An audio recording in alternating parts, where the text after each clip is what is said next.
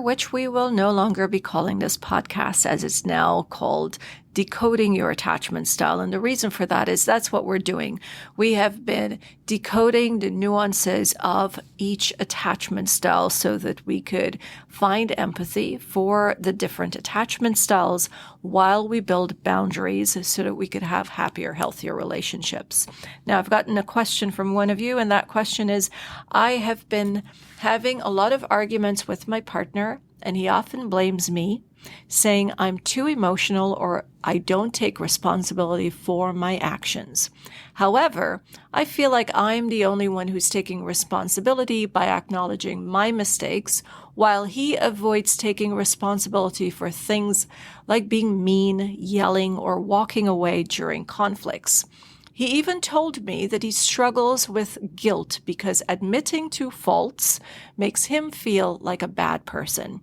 It feels like he's projecting his own issues onto me, and I don't know how to handle this. I don't want to win at arguments. However, I also don't want to be blamed for everything. How can I deal with this dynamic while maintaining my own sense of accountability? Now, before I get into the answer here, I'm going to ask you to hit the follow button. It's the only thing that I will ever ask of you. It helps to push the algorithm to people who are in search of content like this. So that's the only thing I'm going to ask for of you. Now let's get into it. When an anxiously attached person is in a relationship with an avoidantly attached partner, the conflict can most of the times, it feels like a minefield. We've heard people say, oh, it feels like walking on eggshells. So that's a minefield, right? You don't know when things are going to blow up. So you're walking on eggshells, trying not to disturb the peace in the relationship.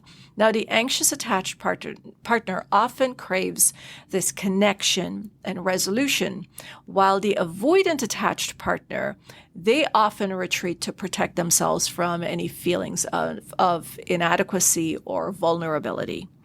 Now, this can lead to feelings of frustration and a lot of misunderstandings and emotional exhaustion on both sides.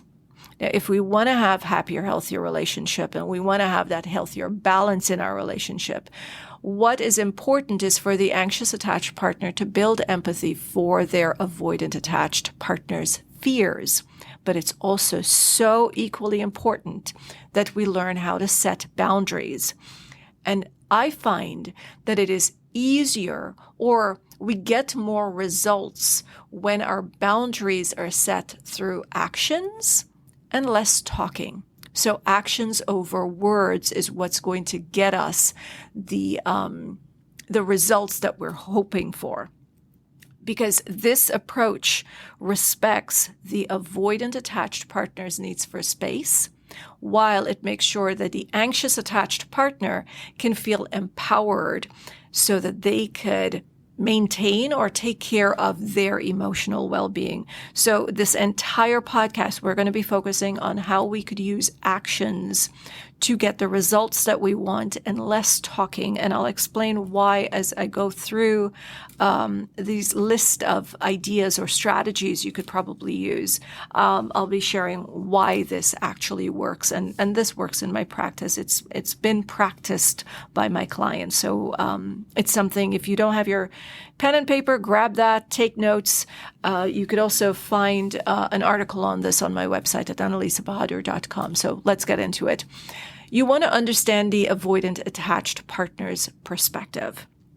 Let's get into that a little bit. Avoidantly attached persons often associate vulnerability or admitting fault with the fear of being judged, rejected, or they may feel not good enough. This fear often manifests as defensiveness. They start to shift blame, or they avoid the conflict altogether. For them, it's stepping back from the conflict that feels safer than engaging deeply into it, even if it frustrates the partner. But what you have to remember is that they are more in a mode of protecting themselves. They're not out to get you. They're just focused on what would be best for them in this time. Recognizing these fears doesn't mean that you're excusing an unhealthy behavior, but it does allow you to approach these conflicts with a little bit of empathy. So instead of seeing their actions as dismissive or uncaring, what you're going to start doing is you're going to see it as it's their way of protecting themselves, and it's tied to their deeper insecurities. It's got nothing to do with you. Now, why setting boundaries through actions work? Words alone may not shift the dynamics of the conflict with an avoidant attached partner, especially if they feel overwhelmed or defensive. Boundaries through actions can communicate your needs, while it gives them enough space for you, both of you, to process the conflict in a healthy, and we want to work towards having constructive conversations, healthy and constructive ways of dissolving conflicts or working through conflicts. So let's talk about a few ways that you can approach this. You want to choose when to step back. Instead of pursuing your partner to resolve the conflict right away, you want to step back and give them some space to process. What this is going to do is prevent their avoidance from escalating, and it also shows that you respect their need for space. So after expressing your perspective in a calm manner, you want to say something like, "I feel hurt when this happens." You then step away and do something that makes you feel good. Go for a walk, journal, call a friend, and avoid texting them for reassurance. And this means texting your partner. Don't reach out and ask, "Hey, what's going on? Did you hear what I said?" Nothing of the sort. Just get about your life. This shows your emotional independence, and it shows that you want to take care of yourself. Okay? You also want to model healthy accountability. When your partner starts to blame you or starts to avoid taking responsibility, resist the urge to over-explain or defend yourself. Instead, model how to take accountability without overloading the situation with a lot of emotions. Calmly acknowledge your role in the conflict by saying something like, "I see how I could have approached this differently." And then stop there. Don't push them to reciprocate or admit their part immediately. What you're doing is you're showing that by restraint, you can take accountability, and it doesn't have to lead to any feelings of guilt or conflict. You also want to stop over-accommodating. I see this time and time again where the anxiously attached person will often try to soothe the conflict by over-accommodating their partner's needs or apologizing excessively. They're more concerned about what the avoidant attached partner is feeling and less about themselves. So what you want to do is, instead of doing that, you set a quiet boundary by no longer taking full responsibility for issues that aren't yours to take. If your partner walks away during a disagreement, resist chasing them or apologizing right away. Let them take the responsibility for returning to the conversation when they are ready. Use the time to focus on you. This will tell them that you're not going to take the responsibility of absolutely everything. You are not going to be the shoulder for the entire emotional load of the relationship, and they will respect you. Now, I've spoken about this time and time again. Protect your emotional energy. That is so incredibly important in all of our relationships. If you notice a pattern of being blamed unfairly, pause, and instead of reacting, shift the focus to yourself. Oftentimes, we want to take steps to detach from the emotional weight of any accusation that may feel unfair. So take a pause and shift the focus to yourself. For example, you can say to yourself, "I know my intentions, and I don't need to prove myself to anyone, especially right now." And then you disengage from the blame cycle by moving your attention to something that's grounding or something that makes you feel good about yourself. Get into a hobby, or again, call a friend, journal about something, get out of the house, go for a walk, do something that makes you feel good, but you don't have to take the blame. Leave it a little bit onto them to reach out to you when they're ready to have a healthy conversation. All right. And this isn't to say storm out. You can always say, I don't feel like we are in the emotional space to have this conversation right now. I'm going to step out a little bit because I believe that's best for me and the relationship right now. And when we're ready, hopefully we could come back and have this discussion later. You want to also demonstrate calm consistency.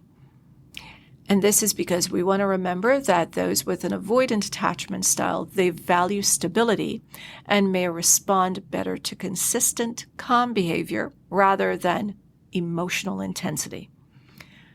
When you stay composed, you can subtly set boundaries while encouraging trust. So after a disagreement, send a brief neutral message. You can say something like, I hope we can talk about this when you are ready. And avoid the long emotional texts or immediate follow-ups. This is going to show them that while you value communication, you also respect their processing time. One way that we can help an avoidant attached person to build trust quickly is by allowing them a lot of time to process their emotions. Just step back. I know it is not easy to do. I've done this for decades while I was healing my anxious attachment style. It is not an easy thing to step back and give them space because you're always afraid that in this space they're going to think about leaving you or probably see somebody else. This is a fear that you want to manage, you want to work through on your own. What I find time and time again, it is stepping back, staying still, and allowing an avoidant attached partner to process their emotions. That's the thing that helps the relationship to grow stronger. All right? Shift the focus to yourself. Instead of waiting for your partner to take responsibility, focus on your own growth and your emotional resilience. This isn't about ignoring the relationship. It's more about prioritizing your well-being. I find that a lot of those with an anxious attachment style, they prioritize the relationship. Everything that they do must benefit the relationship. You want to shift that focus and put it on yourself. The relationship will benefit when the focus is on you. You want to schedule some time for activities that make you feel confident and happy, fulfilled. You want to pick up hobbies and exercises or spend time with friends, whatever it is that you like to do, whatever it is that brings you joy and heightens your happy energy, do that thing. This is going to show your avoidant attached partner that you are focused on you and you're not dependent on them to make you happy. They don't have to feel that pressure, that you could take care of yourself. And this is going to encourage mutual respect because you're giving them the time to process their emotions while you're also respecting the fact that you need to take care of yourself as well. I am all about building empathy, but I'm also so much about balancing that off with healthy boundaries.